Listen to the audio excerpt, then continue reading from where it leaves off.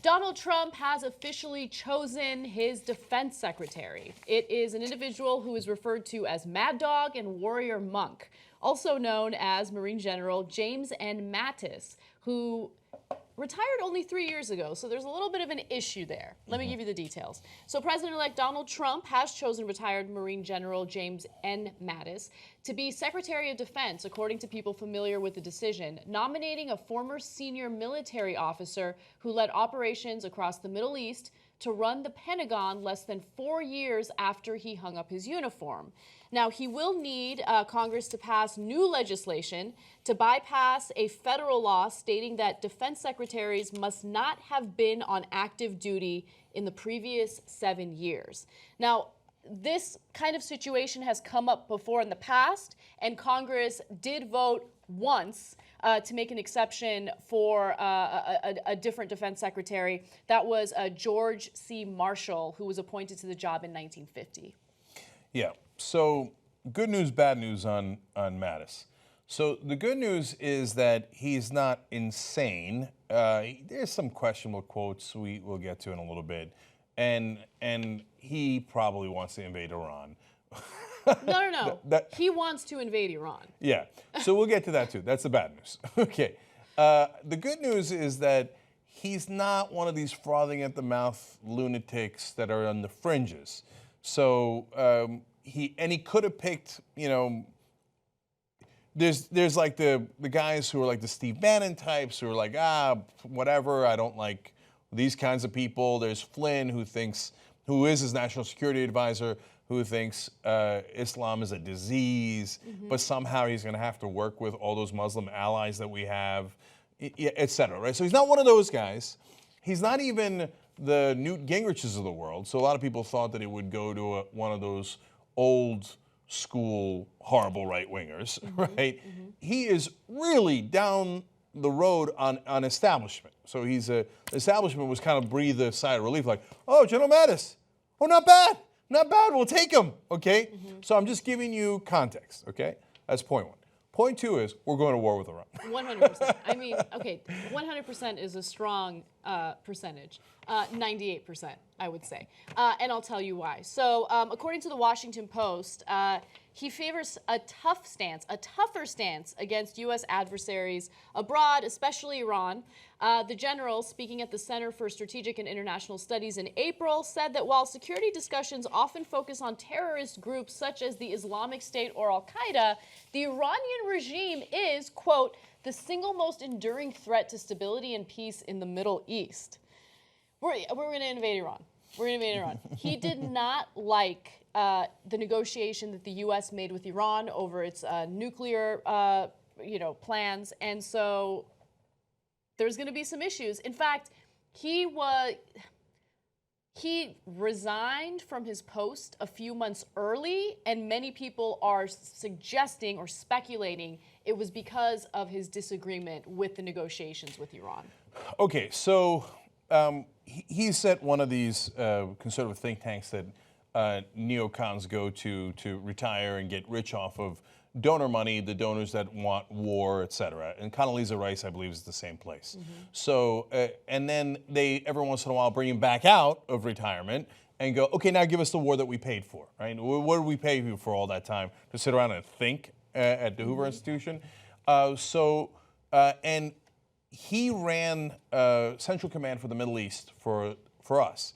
And now Israel, in the way that the Army has the world laid out, is not in the Middle East. Okay, I know it sounds funny, but it's just how the Army divvied up the world, or the Marines and the armed forces, I should say. But he would go to Israel all the time and check in with them, right? Like, what do you need me to do? Now, I'm being ungenerous. The generous folks would say he was checking in on an important ally, but that wasn't his job. It was like, No. Do you see what I'm saying? If he's a diplomat and he goes to Israel, great. Israel's an important ally of the U.S., right? If that's his area, then of course the general should go. But he's doing random trips every once in a while to Israel to like, hey, how you guys doing? What are your thoughts on how we should handle Iran, right? So then, all right, great job, General Mattis, okay? Oh, you're against now understand the current right-wing government of Israel does not like the deal that we did with Iran. They want us to invade Iran. And they do. Netanyahu says, I'm not for that deal.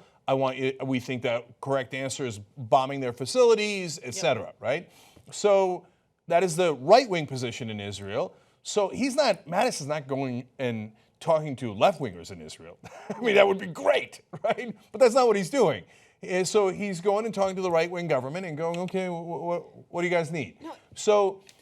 That's why he gets the job at the think tank. That's why the establishment likes him. That's why he gets this job with Trump, which then, again, leads you to wonder, wait a minute, I thought Trump said he was against these entanglements in the Middle East, that he didn't want to get involved in those wars. That's what got some of you guys excited, right? Oh, good, we're not going to have any more of those stupid wars in the Middle East. But yet, his donors, because he's a petty politician like everybody else, maybe even more so, because all he cares about is the money, came to him and said, no. Look, you could have these guys who, have all these crazy opinions, and if they don't want to go to war, we're not interested. Take this guy that is a perfectly fine establishment figure, but is committed to going to war with Iran. And Donald Trump said, yes, sir. That's exactly Absolutely, right. sir. And by the way, his visits to Israel were even more interesting because he would go in and he would not only meet with the Israeli government, he would also meet with Palestinians and give them advice on how they should join forces and work together to defeat Iran, which I think is really interesting. So that's so important because what he's doing there is taking sides between the Sunnis and the Shias in the Middle East. This is exactly what Trump claimed on the campaign trail he didn't want to do. Why are we getting in the middle of a Sunni-Shia war in the Middle East? Screw them, right? Now, you might not like that idea if you're a liberal. No, don't screw them and don't be stupid and just say, blanket, I don't care about Sunni-Shia. I'm going to stay out of there. It depends on your perspective. A lot of people want us to stay out. No. This guy has picked a side. I'm going to side with the Sunnis and Israel. By the way, our top two allies, for a number of different reasons, in the Middle East, Israel and Saudi Arabia. Saudi Arabia, Sunni. And they both hate Iran. Iran is Shia. And so they have gotten together, the defense contractors, the establishment, everybody has decided. Remember that war in Iran we never got to at the end of the Bush term? Let's revisit that. Mm-hmm. So if you voted for Trump thinking we were going to stay out of messy wars in the Middle East, and how many times did he say, it's a mess in Iraq, it's a mess? By the way, where did General Mattis serve? I mean, not his fault, not a lot of options there, but he served in Iraq, in Fallujah, which was the biggest mess of all.